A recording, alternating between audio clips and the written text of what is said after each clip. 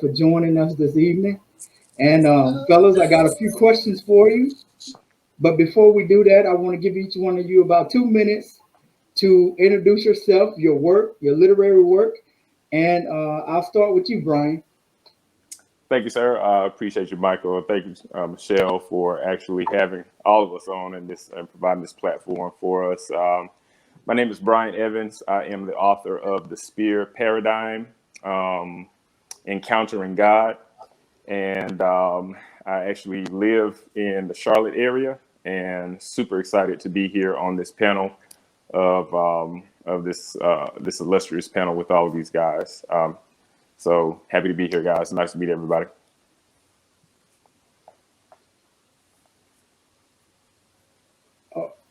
Okay. Next, I'm going to go with Sean.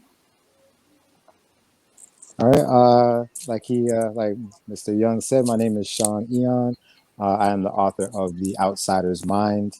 I am currently in the Los Angeles area. Just been out here for a year so far. Yeah, this is my first book that I self-published, and yeah, that I just self-published that in June of last year. Um, and just like Brian was saying, very excited to be here. Amazingly, just very honored, to have the opportunity to share my work and to speak with everyone here and to exchange some ideas. So. For a year so far. Um, yeah, this is my first book that I self-published, and yeah, that the self-published that. Hey guys, we've got some feedback, so if someone could. Dennis, you're up next. Excited to be here. Amazingly, just very honored, to have the opportunity to share my work and So Michael, Yep. me next.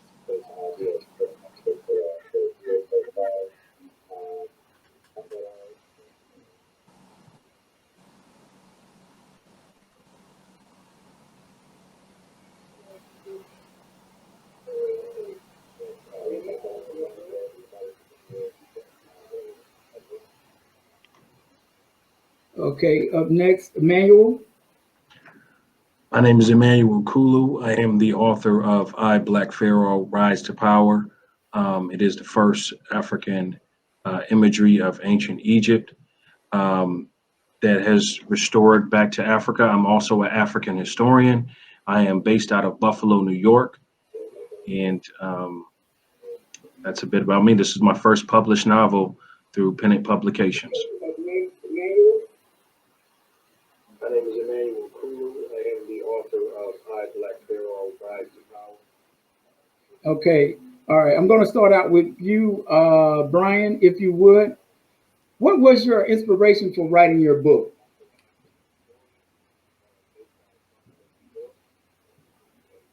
On mute.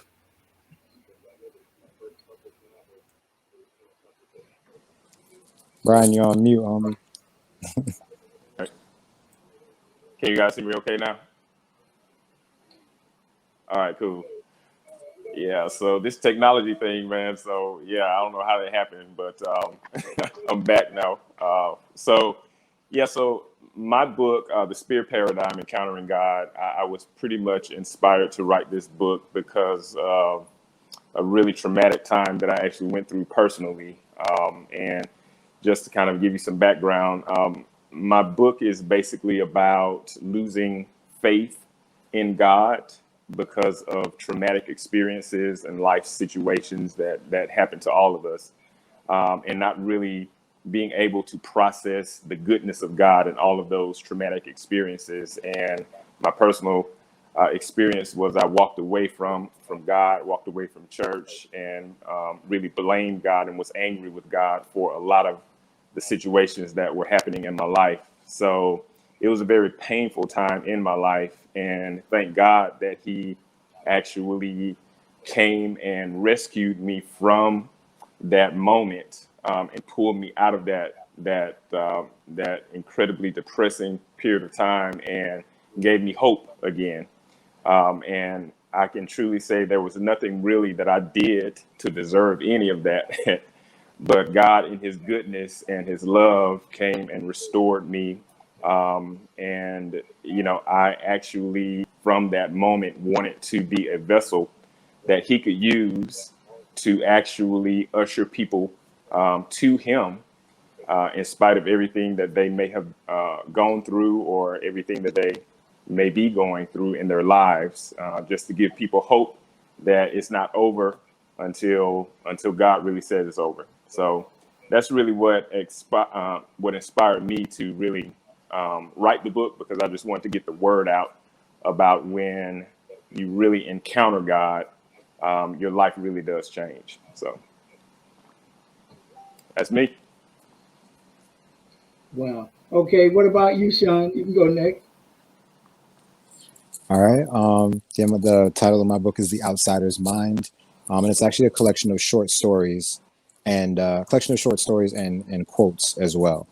And what really inspired me to write this book was I was actually personally I had actually stumbled into studying philosophy, and just looking at different philosophers and the thoughts and the observations that they were sharing. I wanted to go down that route as well. Just really being able to share observations about human nature, about how we see ourselves, about how we see others, and kind of do it in a way where it wasn't maybe just essays or so academic. So I really took some just personal philosophies, personal observations that I had, and wove those into different narratives. And they're all told from different perspectives, and the inspiration was really those classic philosophers, but also conversations that I was having with my peers. You know, and the thing with I think just people of color and just our culture is that we are so often just over time we've always been a very oral tradition. Like we pass down our stories from one person to the next. You know, so and so said this. We pass that story down, and not necessarily capturing those thoughts and putting them down on paper. And they're so important to really memorialize those things. So that was really a big part of the information, a big part of the inspiration, I should say, was, you know, just those conversations and that knowledge that we so easily pass from one person to the next, storytelling wise, in conversation, but not necessarily, you know, always putting down on paper to be able to pass down. So I really wanted to try to capture that with my work. Well, thank you, Sean. Mike is having some problems with he can't hear everyone. So I'm going to jump in so that we can move the conversation forward. So thank you so much, Mike. And hopefully you'll get it worked out. But in the meantime, we're going to move forward with the interview. So Dennis, I know you didn't get a chance to introduce yourself. So introduce yourself, and then we're going to talk to Kulu about his book. And while you're introducing yourself, go on and tell us about your book. So we can Thank you. start learning about it. Mm-hmm. Thank you, Michelle. And hello, Mike and team. Good evening again. I'm Dennis Martin. I am in the actual Washington, D.C. area, but tonight I'm coming to you from North Alabama, visiting my mother here. My book is Financial Decision Making, Understanding Your Options. My book been out for about a year. Actually, probably right before COVID hit is when I first released the book. And I actually been working on this book probably about 5 years, because I turned my dissertation into my book. So I got a lot of research, and I was coming to realize that it's a self-help book, mostly focused on our people. When I will say our people, underserved people in other areas, teaching some basic financial literacy items, from savings to budgeting to investing to credit, things of that nature. So I'm happy to be here, excited about this opportunity, and thanks again. Thank you. Kulu, tell us about your work, historical fiction. Excited to hear about it. Yeah, my book, just give a little background. I come from the lineage of the Zulu tribe. My last name, being Kulu, is derived from the Bantu tribe. My father is directly from Cameroon. And how I got into writing this book, about 3 years ago, I really started thoroughly digging into my heritage. And I originally wanted to write about Shaka Zulu. And we ran into some copyright issues with the original 1986 Shaka Zulu film, so we weren't able to do that. So then I got into ancient Egypt. I felt like Egypt was like the monarch of African civilizations. So I just researched a few stories that I felt were very, very interesting of warrior kings and powerful queens. And I came across a woman named Hatshepsut and Tutmosis III as the greatest conqueror that Egypt had ever had. And I took the story and I transformed it into a historical fiction, added some fantasy to it, added some biblical narrative to it as well, as the other brother spoke about how we are so much influenced spiritually from the African continent. So I wanted to just bring that. I mean, we see so much about Braveheart, we see Spartan 300, we see all of these different European films, but we never got to see the true Egypt in its true African context. And that's what I wanted to show to the world and bring that out to light. So upon me posting my book, I started to get a lot of racist hate because it has a Sudanese man on the cover as the Pharaoh. And that just fueled me even more to keep pushing that book even harder, to be that bridge between African Americans and Africans, because I'm both. I share the pain and the joy of being an African and an African American on that same spectrum. So to be able to bring both people together through imagery was absolutely awesome for me. For all of you, did you grow up wanting to be an author? Kulu, you. No, I actually grew up wanting to be a psychologist. Also, played sports. I was also into music for a long time, 15 years. I was into the hip hop industry for a long time, producing and making songs and running a record label. But it's my lineage for me to. I originally was into film writing. But the process of film is really complicated. You know, it takes funding, it takes a lot of things. So the way to get your story out there is through novels. So that's how I got into writing about 3 years ago. Brian, did you always want to be an author? Actually, no. So for those of you who don't know, Michelle and I went to high school together. So during that time, Michelle, I was actually like on the trajectory to go to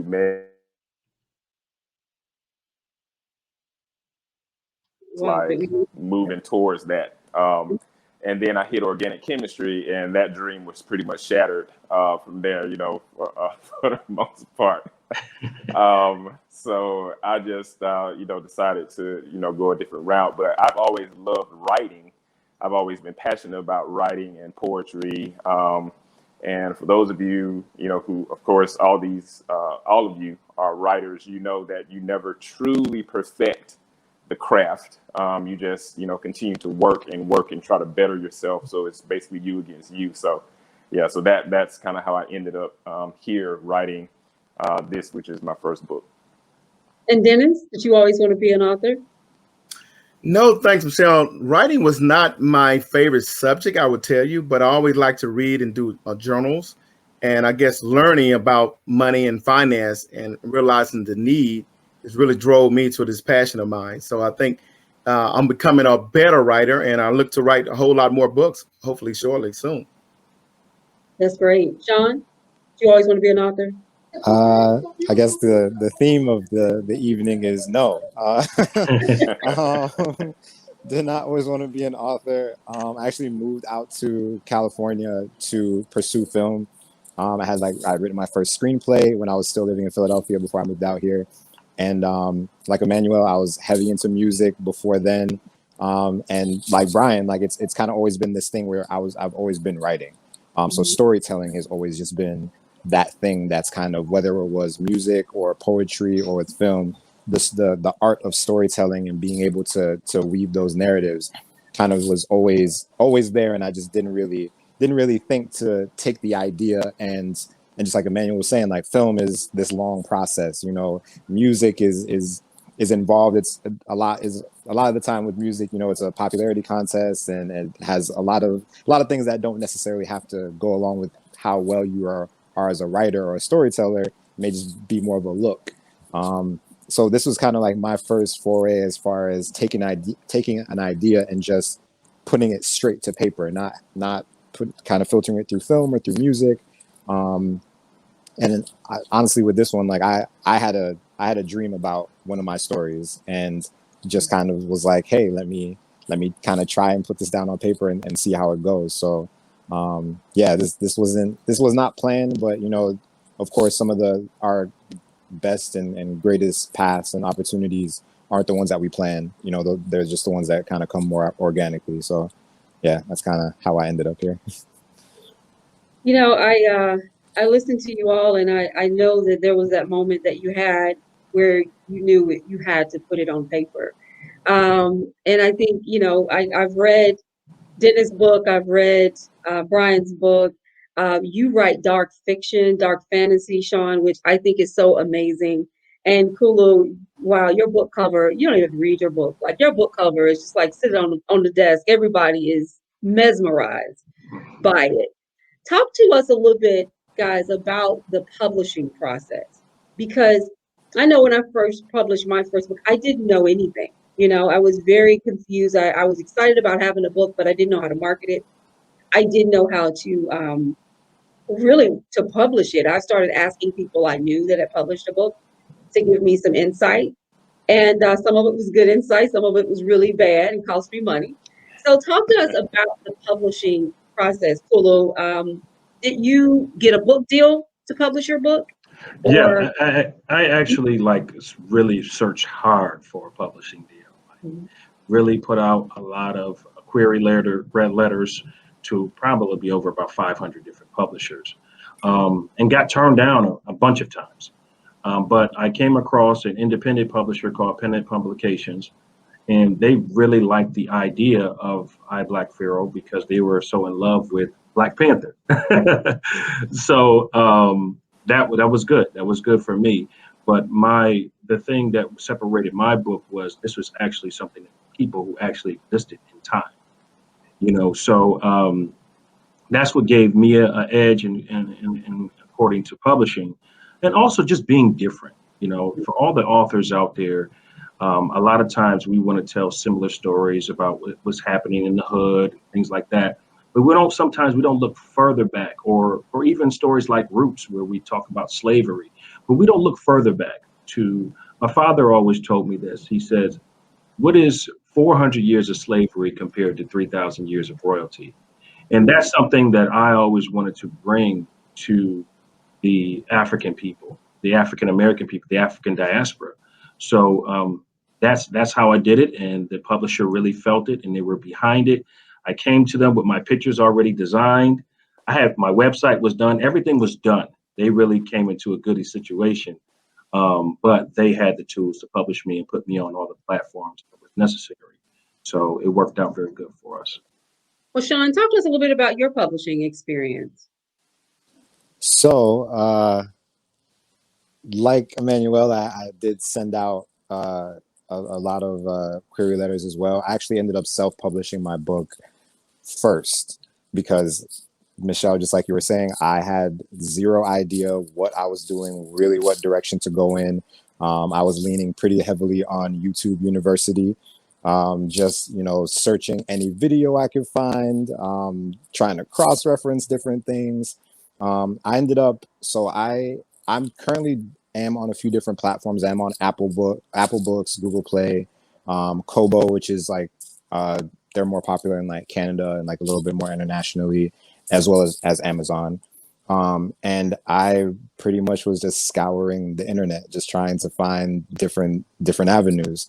So for all the authors out there, I feel like publishing right now it's almost in the the quote unquote like SoundCloud era as far as music is concerned, where if you can go out there and do it yourself, if you especially for your your first title, if you just want to get something out there so that people know that you're writing and can read your writing, I went straight through Amazon. I'm actually going through Barnes and Noble right now. They have a self-publishing wing as well. Barnes and Noble, I think it's just like Nook Publishing.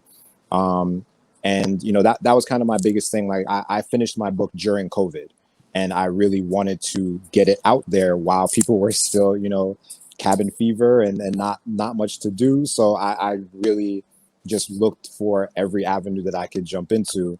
And currently right now, I probably the most sales that I get as far as, you know, working through the way that I went publishing is I buy my books at cost from Amazon.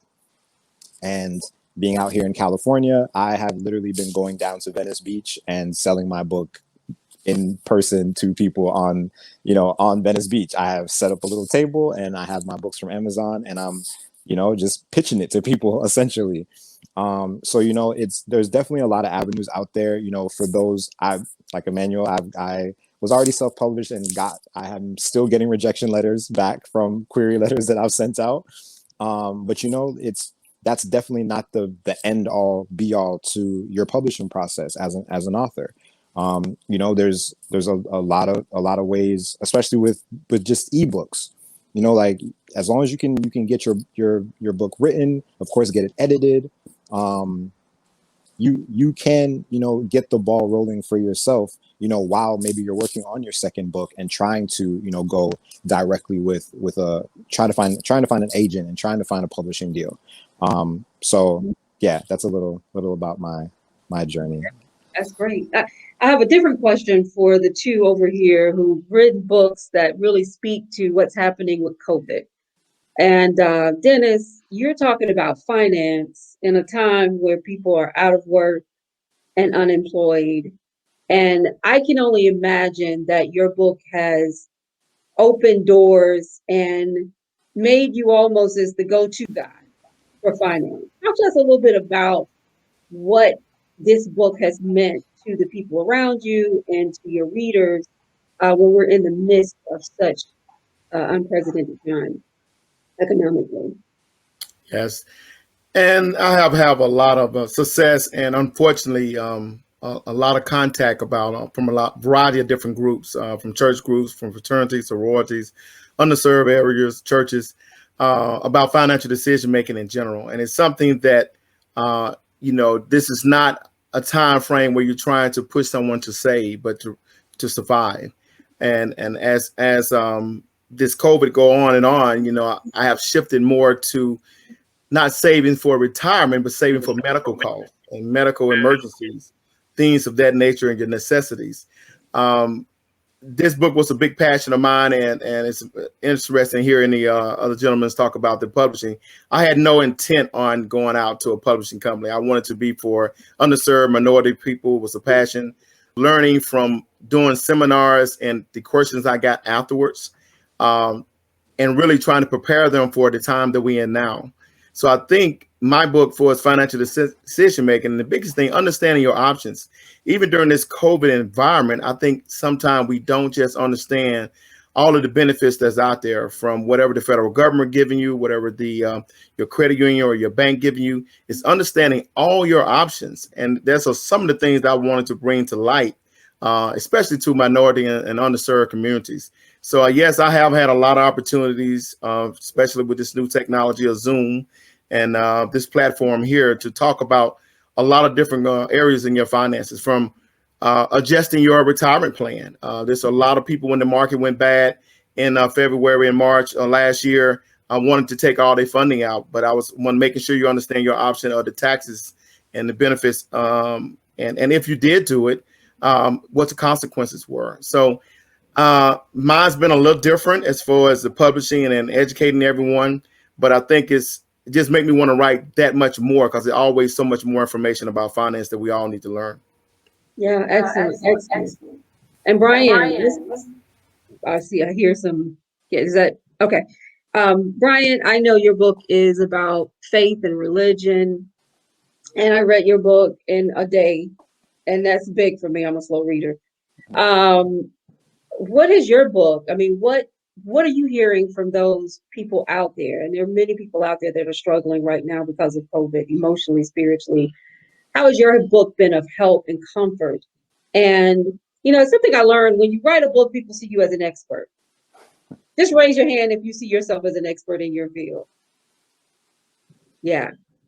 I love the fact that we're writing because we know the world needs to hear what we have to say. It's not about always being an expert at this, but it is about having a life experience and wanting and willing to share it. So talk to us a little bit about your experience during this COVID. Are you hearing from people? Are people learning and wanting to connect more with you because of the theme behind your book? Yeah, thank you so much for that question, Michelle. So, yeah, I think the biggest thing from a spiritual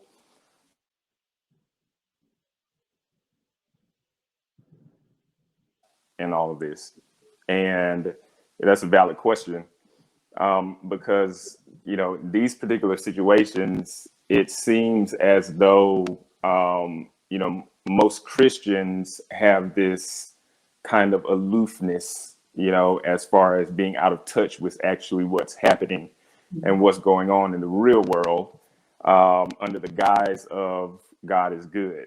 And okay, so yeah, he is, but this situation is horrible. It is bad. And how do I reconcile what's happening in the world to what you're telling me about this good God that's supposed to be all powerful, and all these people are dying and all these people are getting sick, and I have family members that are passing away with COVID, that are getting sick with COVID. Some people themselves have had COVID. So, one of the things that I have to constantly remind myself is I've asked those tough questions before. I've had to ask those tough questions even before COVID hit. So I'm in no way the expert, but I do have experience around when things seem so bad and dark that it has no bearing on the actual goodness and the character and the nature of God himself. As a matter of fact, God hides in those dark moments. And it's just a matter of us connecting with him and going through those dark times and coming out on the other side to actually see that God was with us the whole time. So just really encouraging people to just really do the best that you can. You're not perfect. No one is perfect. But just continue to do the very best that you can. And I give three main points for staying strong spiritually during these times in my book. And it's basically seeking, submitting, and serving. Those three things, if you pretty much nail those things in your personal life, seeking God or connecting to your source during this time, submitting to what you feel your purpose is and what you feel your calling is, and then pretty much going out and serving your community with all of your strength, and through your connection to God and submitting to what you believe God is calling you to do. When you begin to serve out of your heart, then it begins to lighten a little bit, and you begin to really see the path in spite of all the darkness. So just encouraging people to really stay connected. That's excellent. I'm going to wrap it up with a couple of things. I wanted to do this panel because on the page, the majority of the people on the Black Writers Workspace page are women. They're writers, they're readers. But there are so many amazing male writers like yourself, each and every one of you. You're doing it. You're putting your ideas on paper. You are taking us to another world like Kulu. I mean, a world that we should know. It's our world. It's our history, and we need to know it. You're piercing our hearts with faith. You are educating us with talking about money and money management. You are blowing our mind with dark fantasy. And I get so many male writers that are writing poetry. I mean, and these are Black men, people, Black men. And so, I wanted people to see you, to know that they can do it, to know that if they have the passion, the heart, they can go out there, they can write a book. You don't have to be 50 years in an industry to write about anything. You don't have to be, have a big $ over your head, you can write and explore these topics and share what you know, because the world needs to hear from you. So I just want to give everyone an opportunity to give a little bit of to say something to our new and indie writers, those who are out there who are trying to get their books out, not sure how to do it, those who are maybe a male writer who's thinking, I can't do this, it's not going to be cool with my boys to write a book. You know, those out there who are just kind of stumbling through this process. I want to give you all like 2 minutes to just give us a little bit of insight. Tell us what this is all about and why we should keep writing. Kulu, I want to start with you. Why we should keep writing, number one, is, writing is an expression. When I was in the music industry, it was the same thing. My favorite rapper was Tupac. And I love Tupac because Tupac, he talked always about a bunch of different subjects. It was pain, it was joy, it was sadness, it was uplifting women, people uniting, and even sometimes war at times, right?